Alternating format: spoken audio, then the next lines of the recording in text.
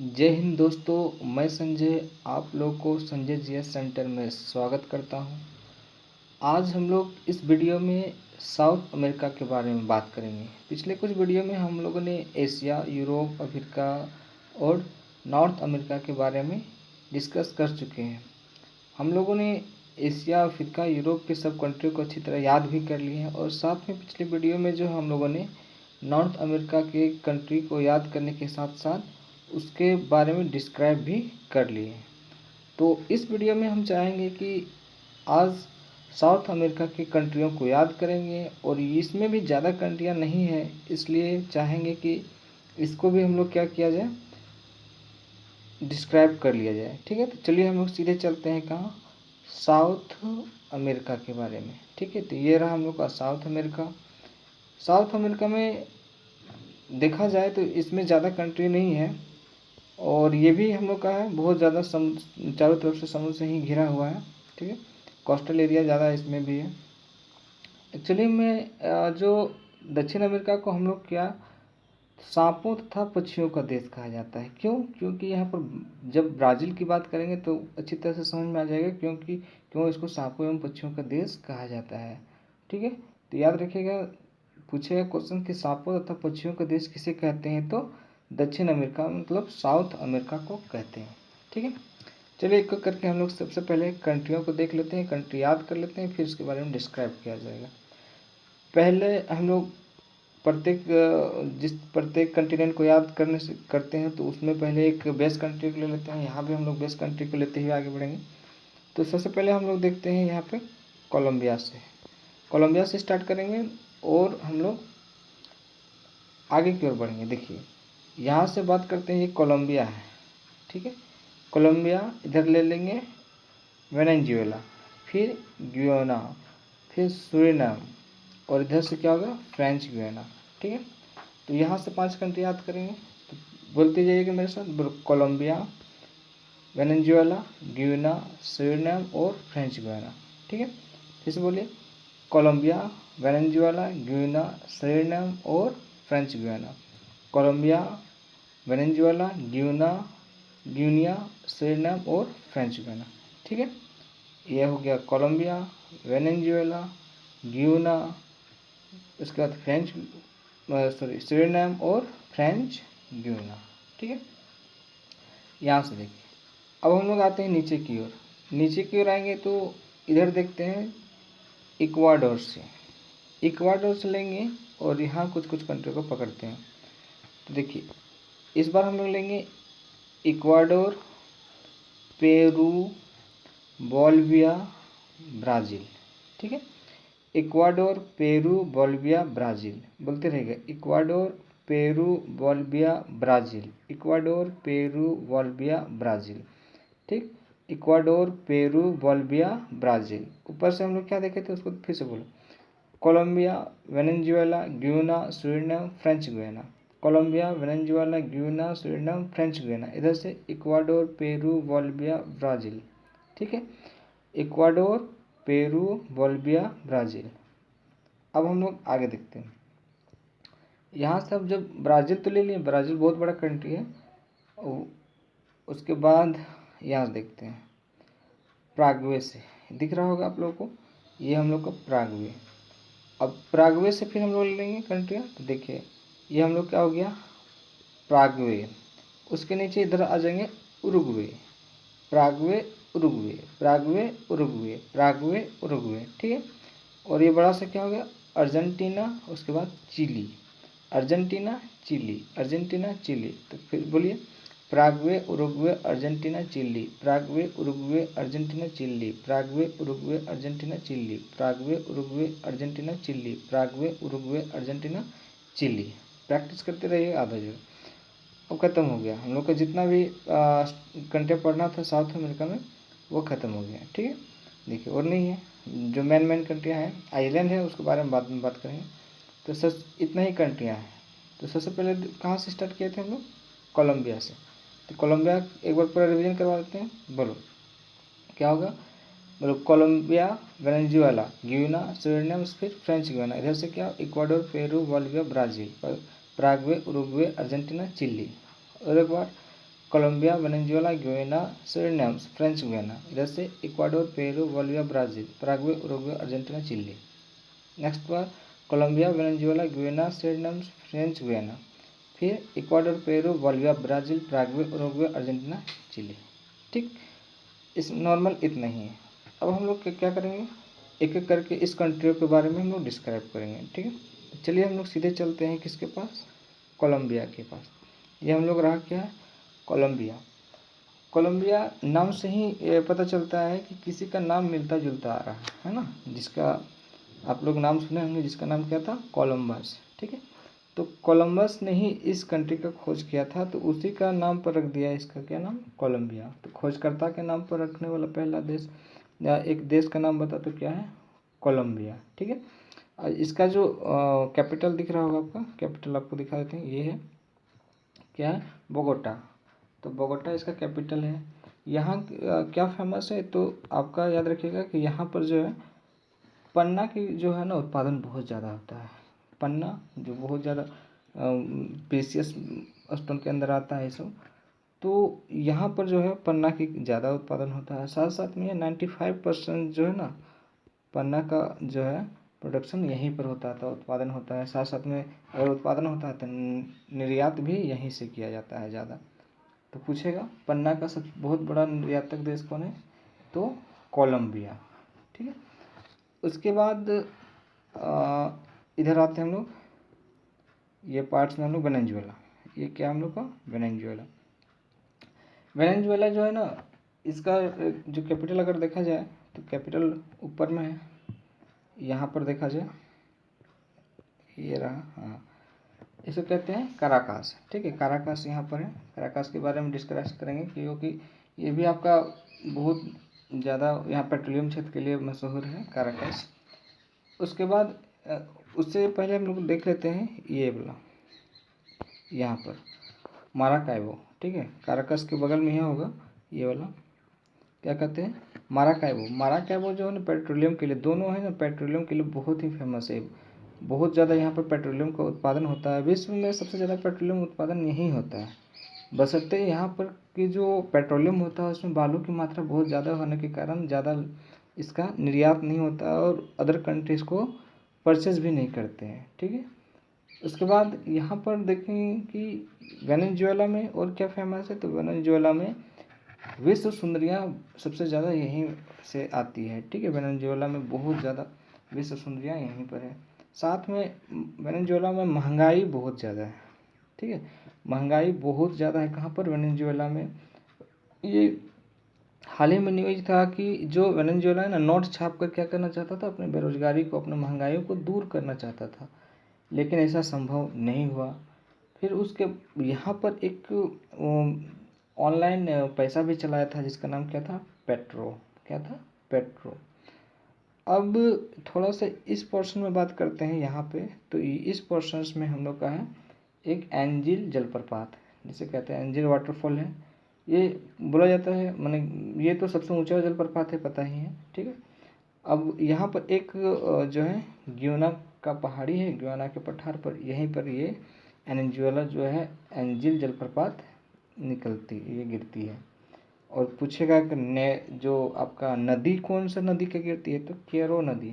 क्या है, केरो, केरो नदी में ये गिरती है। ठीक है, केरो नदी से गिरती है। तो एंजिल जलप्रपात सबसे ऊंचा जलप्रपात एंजिल जलप्रपात कहाँ पर है, वेनेजुएला।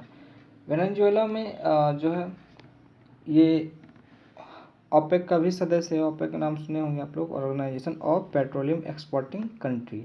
इसमें पेट्रोलियम का जितना भी उत्पादक कंट्री है उसका भी सदस्य। हाँ भाई, पेट्रोलियम उत्पादन होता है तो ये भी इसमें भी शामिल है।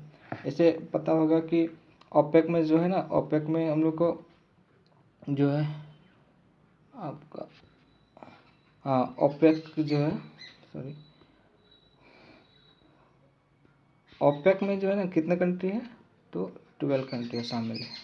कितना, 12। ठीक है, और कब इसका फाउंडेशन हुआ था, कब बनना था, स्थापित हुआ था आपका 1960 में। ठीक, तो ओपेक का मेंबर में शामिल कौन है, वेनेजुएला।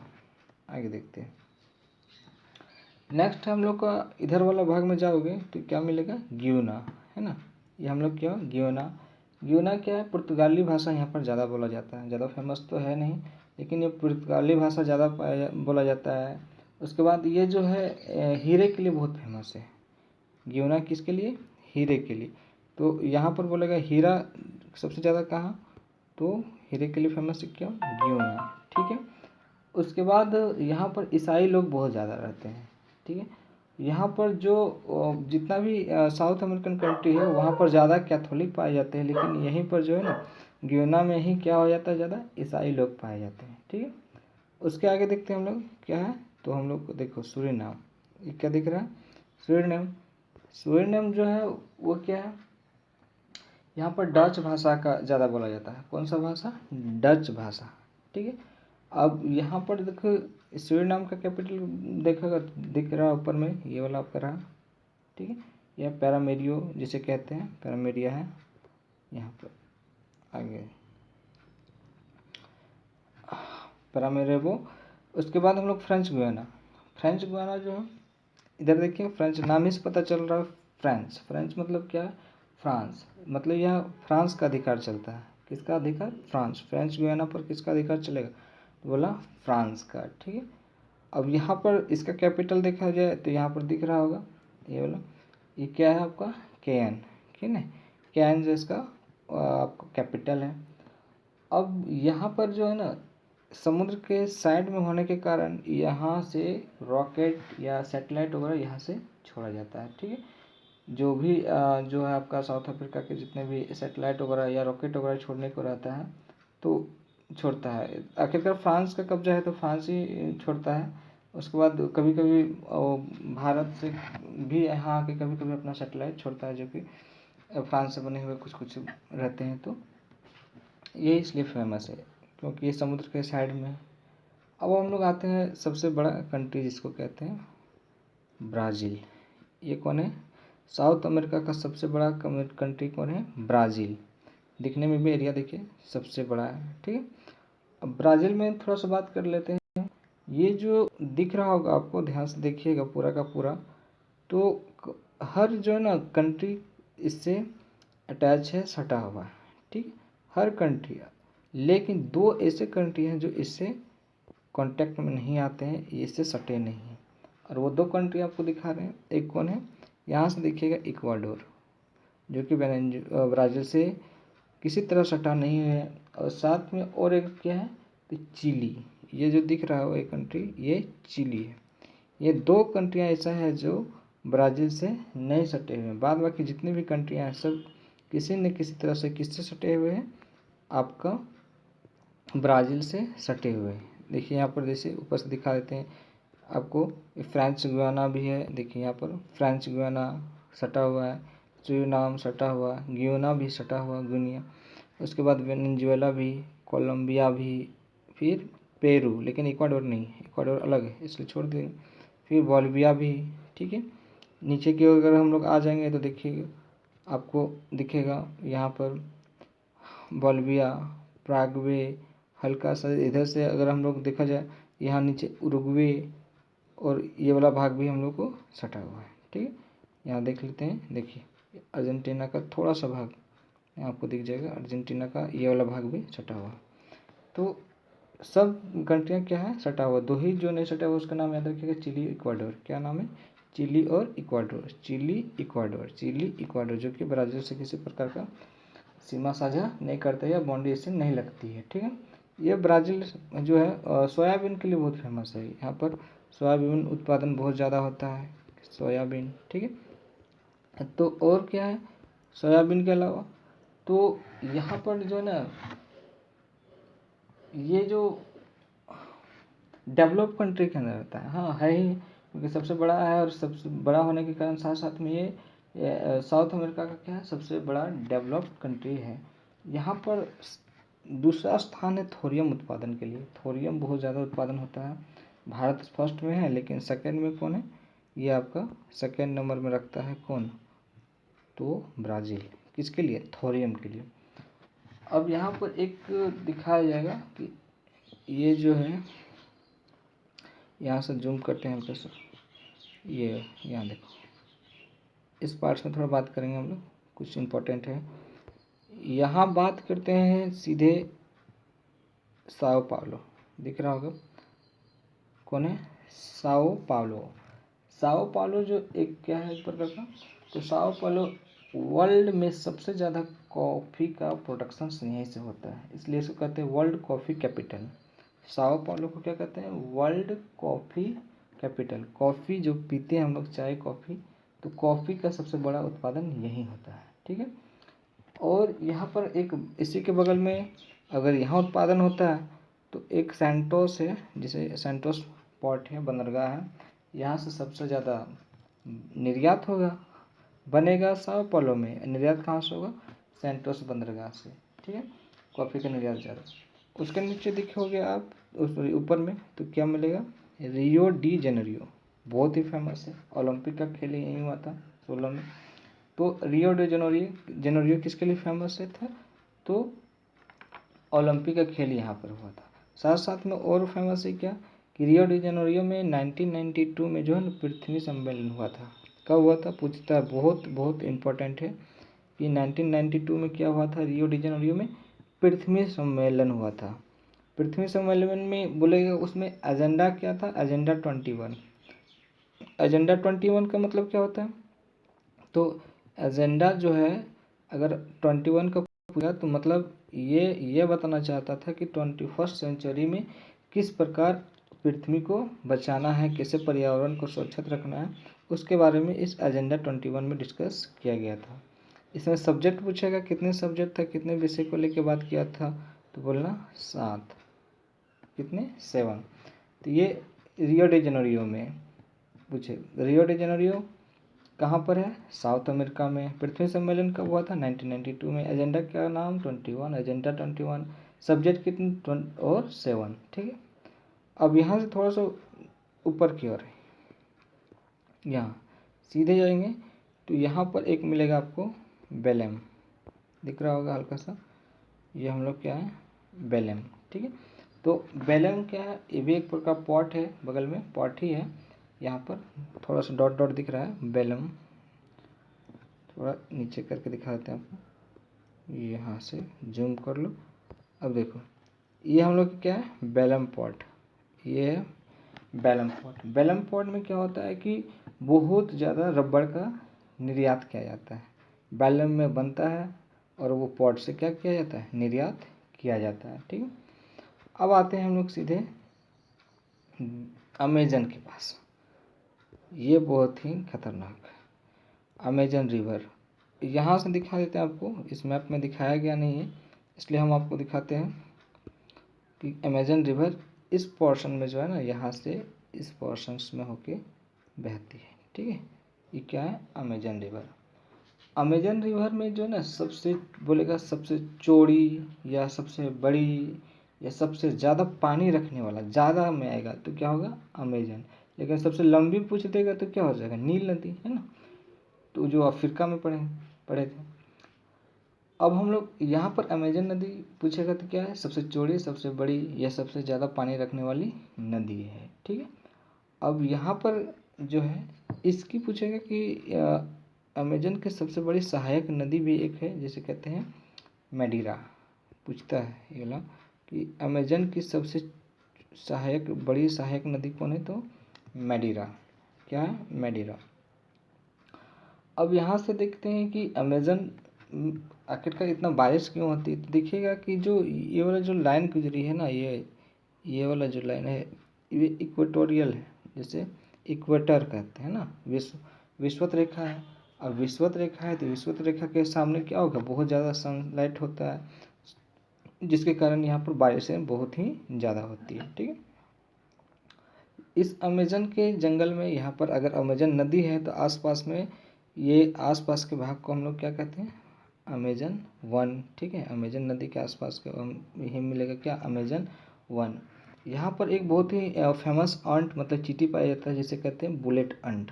क्या कहते हैं, बुलेट अंट। ये बहुत ही जहरीली होती है, ठीक है, बुलेट अंट। तो कहाँ पाया जाएगा, तो अमेजन के जंगलों में, ये अमेजन के जंगल में पाया जाता है। अब यहाँ पर ऑक्सीजन बहुत ज़्यादा मिलेगा, क्योंकि अमेजन में इतना घना है कि वहाँ पर नीचे आपको सूर्य की रोशनी भी नहीं पहुँच पाती, इतनी घनी है। तो खतरनाक खतरनाक जंगल में जानवर पक्षी मिलते हैं, बहुत ही खतरनाक। इसलिए तो इसको हम लोग पहले ही बोले थे कि इस कंटिनेंट को हम लोग क्या कहते हैं, सांपों तथा पक्षियों का देश, क्योंकि जंगल से पूरा भरा हुआ है। यहाँ पर ऑक्सीजन जो है ना, पूरी दुनिया का ऑक्सीजन का 20% यहीं से प्रोडक्शन होता है। ऑक्सीजन O2 कितना प्रोडक्शन होता है, 20% यही अमेजन के वन से ही निकलती है, ठीक है। इसलिए इसको क्या कहते हैं, इसको दुनिया का फेफड़ा, मतलब वर्ल्ड्स लंग्स के रूप में कहते हैं। ये दुनिया का फेफड़ा के रूप में जाना जाता है। कौन, अमेजन का वन। ये सदाबहार वन है, क्योंकि हमेशा हरियाली इसमें रहता है, वर्षों भर यहाँ पर क्या रहती है, हरियाली रहती है, क्योंकि बहुत ही घना जंगल है। यहाँ पर बहुत ही बोलते हैं, बहुत ही खतरनाक खतरनाक क्या होते हैं, जानवर पाए जाते हैं। तो ये बहुत ही फेमस है, कौन, अमेजन, ठीक। अब आगे बढ़ते हैं। अब नेक्स्ट कंट्री की बात करेंगे हम लोग, तो उसका नाम है उरुग्वे। देख लेते हैं इसके, जिसे अमेजन के नीचे आपका ब्राज़ील के नीचे क्या है, उरुग्वे। उरुग्वे क्या है, उरुग्वे में सबसे पहले क्या है, फुटबॉल मैच खेला गया था। पूछेगा उरुग्वे जो कि फुटबॉल मैच सबसे पहले जो जीतने वाला कौन सा है, तो उरुग्वे, ठीक है। उसके बाद ये भी एक प्रकार का बहुत ही साउथ अमेरिका का बहुत ही एक नगरीकृत देश है, यहाँ पर जो नगर जो है, शहर अच्छी बैठाया गया है, किसमें, उरुग्वे में। और ज़्यादा इसमें कुछ फेमस है नहीं। पूछेगा कैपिटल है तो दिख ही रहा होगा, मॉन्टेविडियो, क्या कहते हैं, मॉन्टेविडियो। अब हम लोग उसी के ऊपर में जाएंगे तो क्या मिलेगा, प्रागवे। ये क्या है, प्रागवे क्या है, तो देखिए ये किसी प्रकार का कांटेक्ट नहीं है समुद्र से, क्योंकि इधर देखिएगा तो आपको मिलेगा ब्राज़ील, फिर इधर से क्या हो गया, तो अर्जेंटीना हो गया, ठीक है। तो एक ऊपर में भी आपको पूरी तरह से घिरा हुआ है किसी प्रकार, ये जो आप बोलिविया, इधर से अर्जेंटीना और इधर से आपका ब्राज़ील, तीनों तरफ से घिरा होने के कारण क्या हो गया, एक स्थलबद्ध हो गया, ठीक है। अब यहाँ पर जो है ये स्थलबद्ध है। अब यहाँ पर जो प्रागवे की नदी भी शायद एक फेमस है, यहाँ पर प्रागवे है तो प्रागवे का एक नदी यहाँ पर है, बहुत ज़्यादा फेमस है। और इसका जो कैपिटल है क्या है, तो अनुसंसियन, तो असुनंसियन, ठीक है, असुनसियन, खतरनाक नाम है। आगे उसके ऊपर में देखते हैं बोलिविया। ये क्या दिख रहा है, बोलिविया भी स्थलबद्ध है, इसमें भी किसी प्रकार का समुद्र से कांटेक्ट नहीं करता है। इसका कैपिटल क्या है, लापाज। ये पूछता है लापाज किसकी कैपिटल है, तो बोलिविया का, ठीक है। अब यहाँ पर जो है कि ये जो है ये इसका लापाज किसके लिए फेमस है, तो पूछेगा दुनिया का सबसे ऊंचा राजधानी कौन है, तो ये क्या है, लापाज, बोलिविया में है। तो बोलिविया का कैपिटल लापाज, जो सबसे ऊंचा राजधानी है, दुनिया का सबसे ऊंचा राजधानी मैंने कैपिटल है, तो क्या है, लापाज। क्यों, क्योंकि हम लोग पढ़े थोड़ा देर के बाद बात करेंगे, क्योंकि ये हम लोग का इधर आस पास से कौन गुजरा है, एंडीज पर्वत, ठीक है, पहाड़ पर होने के कारण ये बहुत ऊंचाई पर स्थित है, ठीक है। आगे बढ़ते हैं। इसके बाद जो हम लोग आएंगे, तो इसके बाद करते हैं अर्जेंटीना।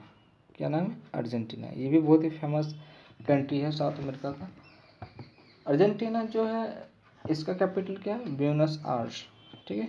देखिए कहीं ये रहा, ये वाला ब्यूनस आयर्स, ठीक है, ब्यूनस आयर्स कैपिटल है। यहाँ पर बोला जाए तो ये दुनिया में सेकंड नंबर में सबसे ज़्यादा यहूदी रहने वाले हैं, ठीक है। सेकंड नंबर में यहाँ पर क्या, यहूदी रहते हैं, पहले इजराइल वगैरह में है, और उसके बाद यहाँ पर है सेकंड नंबर में यहूदी रहते हैं, ठीक है। ये यहाँ पर ज़्यादा सूरजमुखी का खेती होती है, मक्का का खेती होता है, ये सब ज़्यादा होता है, ठीक है। यहाँ पर जो है एकांगुआ चोटी भी है, जो एंडीज पर्वत अभी दिखाएंगे, इस पोर्शन में आपको एंडीज पर्वत मिलेगा, ये साइड में, तो इधर से एंडीज पर्वत रहेगा। तो एंडीज पर्वत में जो है आपका एकांगुआ चोटी जो है सबसे ऊंची चोटी है, जो कि वो भी पूछेगा तो कहाँ, अर्जेंटीना में है। साथ साथ में नीचे जो होगा आपका पंपास का मैदान है, यहाँ पर फेमस है बहुत ही। ये वाला पोर्शंस में, इस वाला पोर्शंस में आपको दिखेगा। यहाँ पर फिर से दिखाते हैं पूरा मिटा के। ये जो पोर्शंस है वो किसके लिए, पंपास पूछता है। पंपास के घास का मैदान कहाँ पर है, तो साउथ अमेरिका के अर्जेंटीना कंट्री में, ठीक है। अब अर्जेंटीना और फेमस किसके लिए है, तो यहाँ पर बहुत ज़्यादा मांस का निर्यात किया जाता है, बहुत ज़्यादा मांस यहाँ पर जो निर्यात किया जाता है, ठीक है। नेक्स्ट है, इसी के बगल में थोड़ा सा यहाँ पर आपको देखिएगा, तो अर्जेंटीना का थोड़ा सा नीचे इस पोर्शन में, हाँ, यहाँ पर आपको मिलेगा पेंटागोनिया का मरुस्थल। इस पोर्शन यहाँ पर क्या मिलेगा, बहुत इम्पोर्टेंट है ये मरुस्थल वाला भाग, ये है पेंटागोनिया का मरुस्थल, ठीक है, पेंटागोनिया। अब पेंटागोनिया, उसके बाद इसके थोड़ा सा इधर में जाएंगे तो आपको मिलेगा आइसलैंड में, देखा जाए तो यहाँ से, हाँ, ये जो है ना, इसका नाम क्या है, तो फाकलैंड द्वीप, ठीक है। एक ठंडा यहाँ बहुत ज़्यादा पड़ता है, जो कि यूके ने इसको क्या किया, अपने कब्जा में करके रखा है, तो यूके का ही है। इसके बाद यहाँ पर स्टैनली इसके कैपिटल के रूप में है, फॉकलैंड, स्टैनली। उसके बाद यहाँ पर नीचे जो दिखेगा मैगलन जंक्शन, आपको थोड़ा सा दिखा देते हैं। यहाँ पे ये जो है इस पोर्शन में यहाँ पर दिख रहा होगा, हल्का हल्का गैप करके दिखा हुआ, तो यहाँ पर इसी से तो इसको हम लोग क्या कहते हैं, मैगलन जल संधि। मैगलन जल संधि भी आपको अर्जेंटीना को स्थलबद्ध से, मतलब समुद्री इलाका से इधर मान लो बोला जाता है, ये क्या है, जो अटलांटिक महासागर, इधर से क्या है, प्रशांत महासागर, अटलांटिक और इधर प्रशांत महासागर जोड़ती है कौन, तो मैगलन जल संधि, ठीक है। उसके बाद इसमें और कुछ फेमस नहीं है, आगे देखते हैं। अब हम लोग जाएंगे इधर वाला भाग में, ये हम लोग आगे चिली, ये बोले थे सबसे लंबा तटीय वाला जो देश है, जो सबसे लंबा समुद्र के साथ सीमा साझा करता है, वो कौन है, चिली, ठीक है। इसका कैपिटल यहाँ पर है सैंटियागो, दिख रहा होगा यहाँ पर, ये सैंटियागो है, ठीक है। चिली का कैपिटल सैंटियागो पूछता है। ये देखिए यहाँ से लेके पूरा का पूरा साइड में जो दिख रहा हुआ है चिली है। अब यहाँ पर ये क्या है कि ये तांबा उत्पादन के लिए चिली थोड़ा सा ज़्यादा उत्पादन करता है, फेमस है। ये भी बहुत ही शुष्क स्थान है, मतलब पहाड़ी इलाका होने के कारण ज़्यादा इसमें पानी वर्षा तो होती है, लेकिन शुष्क स्थान है, ठीक है। यहीं पर आपको क्या मिलेगा, तो इस पोर्शन में जो है, यहाँ पर दिखा देते हैं, यहाँ पर अटाकामा मरुस्थल है, क्या है, अटाकामा मरुस्थल। मरुस्थल होने के कारण पूरा शुष्क है, तो पूछेगा अटाकामा का मरुस्थल कहाँ, तो यहाँ पर चिली में।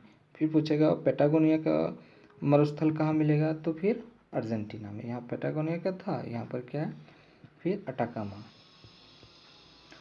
और क्या है इसमें कि यहाँ पर जो है आपका सबसे ऊंचा एक शहर है, यहाँ पर सबसे ऊपर में देखोगे अरिका है शहर, यहाँ तो शायद नहीं दिख रहा है, आपको दिखाते हैं। यहाँ पर अरिका एक शहर है, क्या है, अरिका।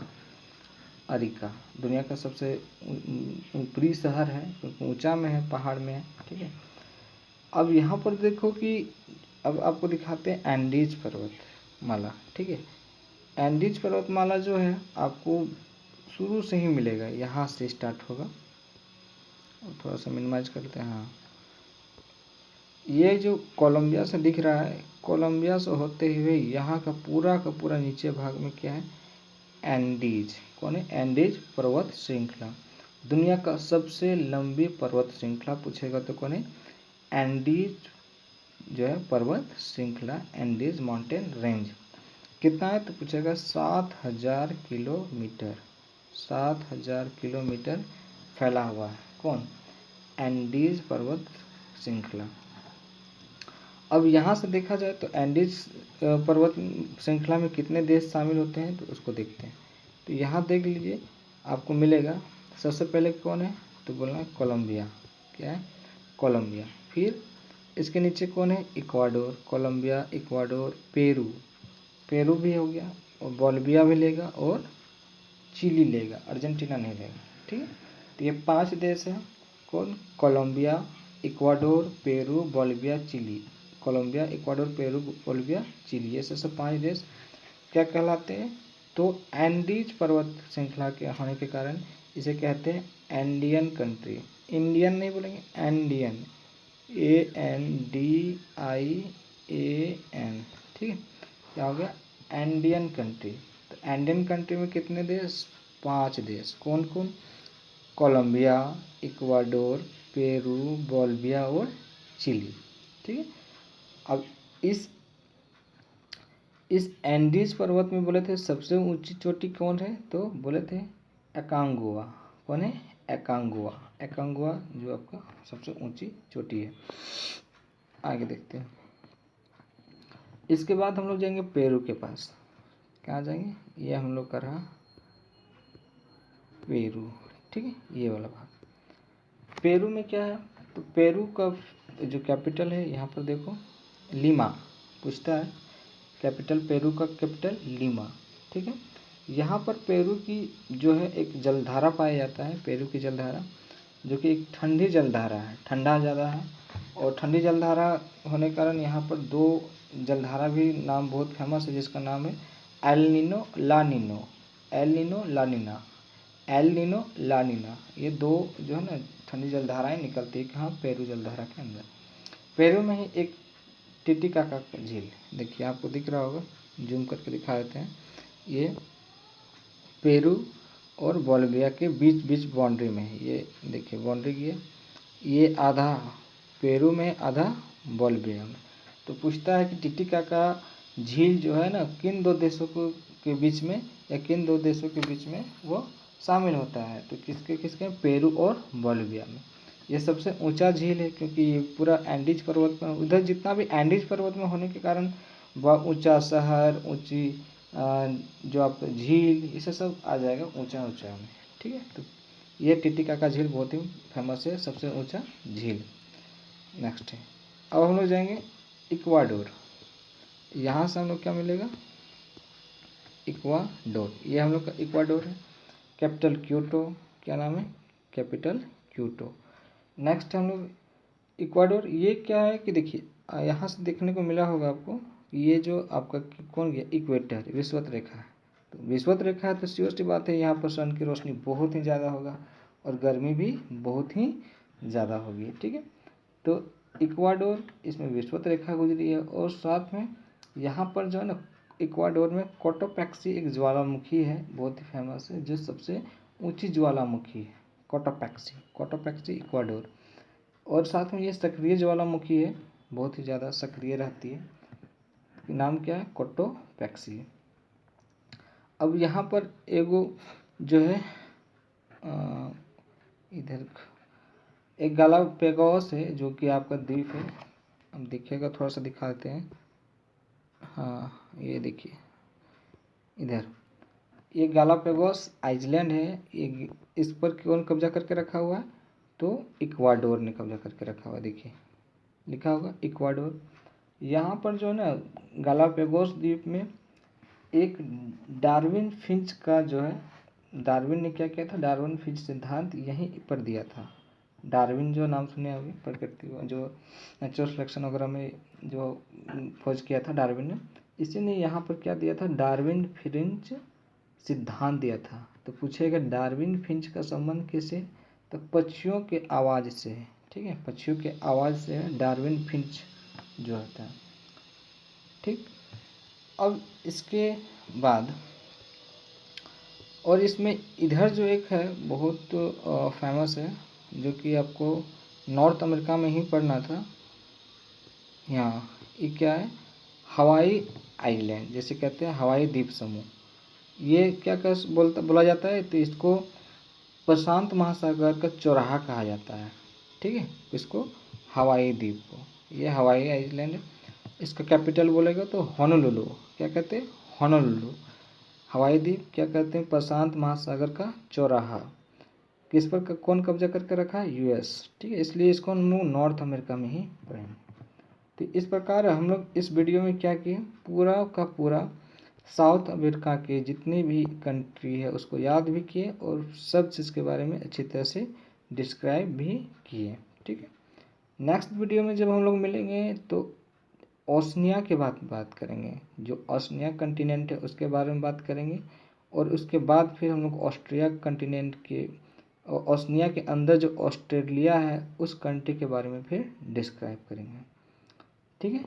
तब तक आप लोग इसको रिवीजन करते रहें, फिर मिलते हैं नेक्स्ट वीडियो में। Thank you.